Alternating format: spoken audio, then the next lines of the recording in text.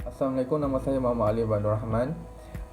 Hari ini saya akan menceritakan sedikit tentang minyak kelapa sawit di Malaysia. Jadi secara umumnya kelapa sawit ini terdiri dari dua spesies, iaitu spesies Aracaceae atau family Palma. Dua spesies ini digunakan untuk pertanian komersial dalam pengeluaran minyak kelapa sawit. Jadi ini adalah sedikit latar belakang daripada negara Malaysia tentang kelapa sawit ini. Industri sawit Malaysia bermula pada tahun 1917 apabila ladang Tenmaran di Kuala Selangor ditanam dengan benih dura deli daripada rantau panjang. Apabila proses bentuk ini difahami, penanaman komersial beralih daripada bahan dura kepada kacukan dura dan persifera.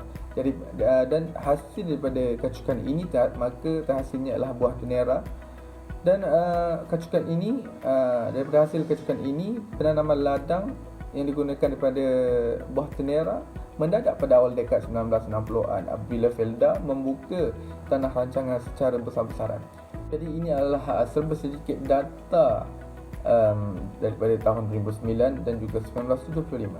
Ia adalah terdapat seluas 4,691,160 hektar tanaman kelapa sawit di Malaysia pada tahun 2009 berbanding cuma 642,000 hektar direkodkan pada tahun 1975.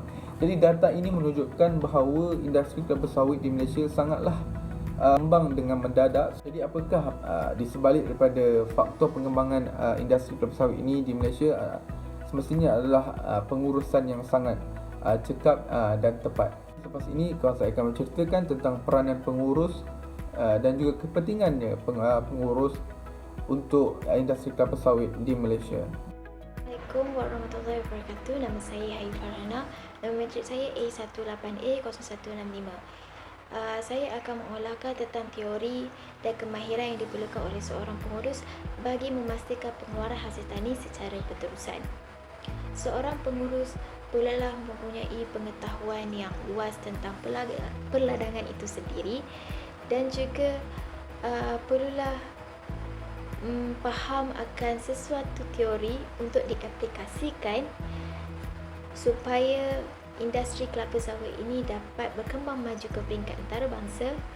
Seorang pengurus juga hendaklah mengetahui penggunaan baja yang tepat dan dapat menguruskan dana yang disediakan oleh kerajaan dengan bijak. Teori yang saya ingin bincangkan ialah teori yang dikemukakan oleh Muhammad Rafi pada tahun 2009.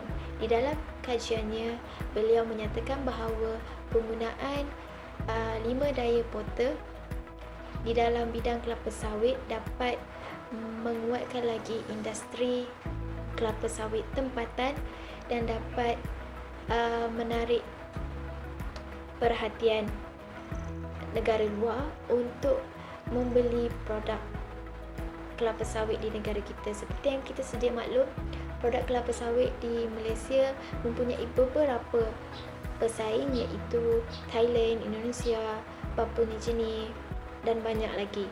Kemudian seorang pengurus perlulah berkemahiran untuk menguruskan dana yang disediakan oleh pihak kerajaan.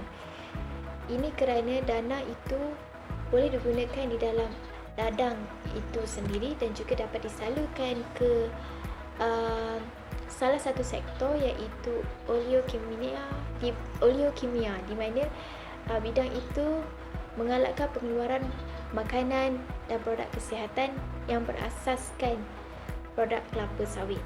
So, jadi di sini jelaslah seorang pengurus perlulah mempunyai beberapa kemahiran supaya isu-isu tertentu yang dinyatakan oleh kami di dalam report itu dapat diatasi. Sekian, terima kasih. Saya akan menerangkan isu yang membentuk peranan pengurus sehingga berjaya. Yang pertama ialah pengurus menjadi pendorong. Jika dilihat pada masa kini, ramai orang tidak berminat untuk menceburi bidang pertanian, maka di sinilah peranan pengurus untuk menjadi pendorong dan memberi motivasi, maka hal ini akan dapat dibendung.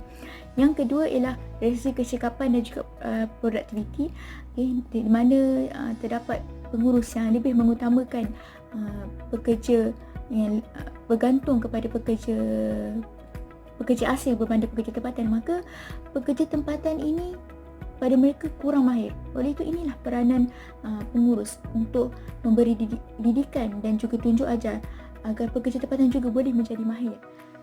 Seterusnya, pengurus mengamalkan pertanian lestari, di mana pengurus ini mengamalkan amalan-amalan yang baik kerana terdapat isu di mana netizen mengatakan bahawa pertanian ini memberi kesan negatif kepada alam sekitar. Tetapi jika pengurus ini mengamalkan cara pertanian yang betul seperti pertanian lestari, maka kesan negatif terhadap alam sekitar untuk isu kelapa sawit ini akan dapat dikurangkan.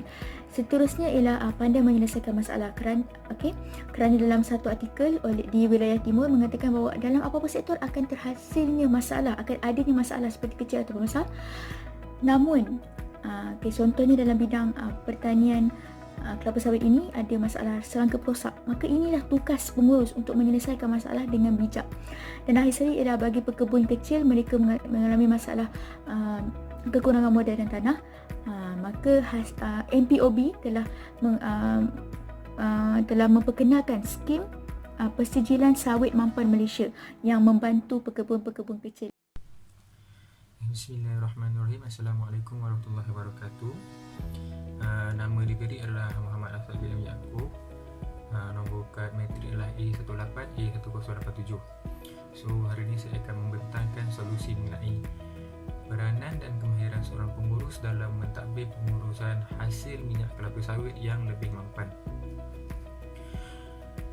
Pengurus perlu menganjurkan program yang berunsurkan pendedahan ilmu mengenai cara mengeluarkan minyak kelapa sawit itu sendiri. Dengan mengadakan program seperti itu, pengurus tersebut dapat memberikan motivasi kepada pekerja dalam melaksanakan tugas-tugasan pengeluaran minyak kelapa sawit. Seterusnya dapat memberi kesan yang positif kepada pihak syarikat. Seterusnya adalah dengan mengadakan program ini juga dapat memberi maklumat kepada pekerja dalam memastikan pengeluaran minyak kelapa sawit itu berjalan dengan lebih lancar.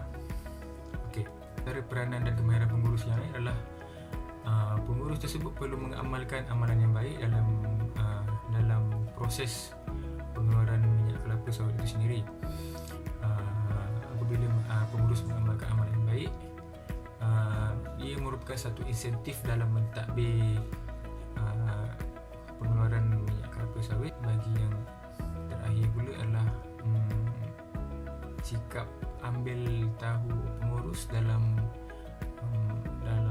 penggunaan teknologi untuk mengeluarkan hasil minyak kelapa sawit, kerana ia dapat meningkatkan ilmu pengetahuan bagaimana cara untuk mengeluarkan hasil minyak kelapa sawit. Nama saya Siti Suhaidan bin Rahman. Nombor matrik saya A180A18082. Okey, saya akan terangkan tentang kesimpulan. Apa yang dapat saya simpulkan dalam kesimpulan ini, saya dapat lihat semua sektor, terutamanya sektor pertanian, ianya mempunyai keburukan dan kebaikan masing-masing. Untuk menjadikan sektor tersebut lebih baik dan terbaik, ia bergantung kepada seorang pengurus yang mengendalikan sektor tersebut dalam keadaan baik ataupun tidak. Okey, untuk contoh, saya ambil contoh kelapa sawit. Okey, pertanian kelapa sawit ini kita tidak boleh pandang remeh terhadap sektor ini, kerana dengan sektor ini ianya dapat meningkatkan pendapatan negara dan ekonomi negara. Dengan pihak kerajaan perlu membantu dan pihak pengurus untuk mengurus sektor ladang ini dengan baik dan teratur. Okey, untuk seorang pengurus yang baik, dia perlu mempunyai pengetahuan yang luas dan kreativiti yang tersendiri untuk mengendalikan sesuatu ladang kelapa sawit ini. Sekaligus ia dapat memberi kesan yang positif terhadap pengeluaran sektor pengeluaran kelapa sawit ini dan hasil-hasil yang diperbuat daripada kelapa sawit inilah. Okey, saya mencadangkan juga industri-industri yang terlibat dengan kelapa sawit, ia perlu memberi committed yang tinggi dan komitmen yang tinggi kepada pengurus untuk menguruskan sektor tersebut. Dan inisiatif yang diberikan oleh kerajaan melalui MPOB ianya perlu diberi pandangan yang serius kepada semua pihak untuk mendapatkan hasil kelapa sawit yang mampan. Dengan itu, apabila ada semua kerjasamanya, ia dapat membantu kerajaan meningkatkan ekonomi dan pendapatan negara. Seterusnya, dapat